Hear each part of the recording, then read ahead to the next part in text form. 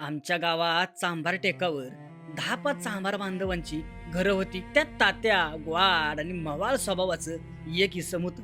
त्यांच्याच संसाराची आजची ही गाथा. आमच्या तात्यांच्या आठवणीत लाकडातनं एक फळी काढली. फळीवर दगड गोट्यांची मुरमाड जमीन मातीच्या कुशीत लपवून टाकली.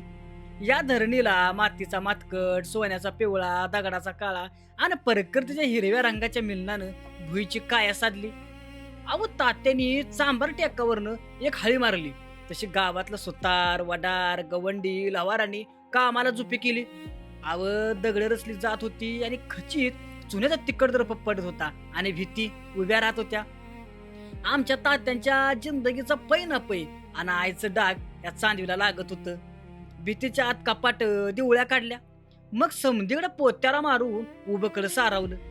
एका बाजूला संसाराला लागणारी ताट, वाट्या, भरण्या, डेर, हांड बनवायला चालू केलं. अहो, भांड्यांचा गोतावा लयच झाला. त्यासनी एकत्र नांदाय नक म्हणून कपाट साधलं.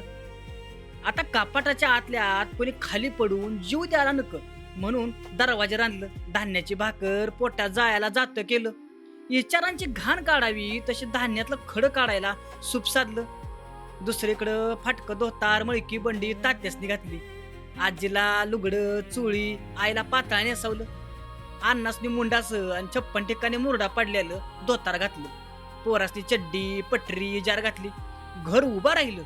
भीतीतल्या मोकळ्या जागा पोटात भांडी कुंडी घ्यायला सज्ज झाल्या.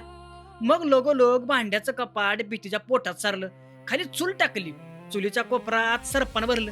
बाजूला पाटावर सुबण्या, दगड्या, फुकणी, साळोता ठेवला. डेरा मांडला. भाकरीतनं आमची हाड मासं घडवणारी आमची आई आली. समद्यांचा माता जिथं टेकतो तो देवारा ठेवला. त्यात रोहिदास महाराज मांडलं. कडवीला जात रवलं. शेजारी सूप असायचं. खुट्या ठोकल्या.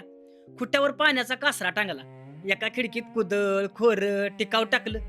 एका खिडकीत उजेडाच्या म्हणजे दिवस, चिमण्या, ठावक्या बसवल्या. सुतारांनी कौलाचा छप्पर रांधून सांधून डोक्यावर टोपी घालावी तशी भीतीवर टाकून एकदाशी आमचं घर पुरच केलं. अव, खिंडारातनं गावातनं डुकर कुत्री घरात येते ती म्हणून लाकडाचं चव बाजूला कुंपान रवलं.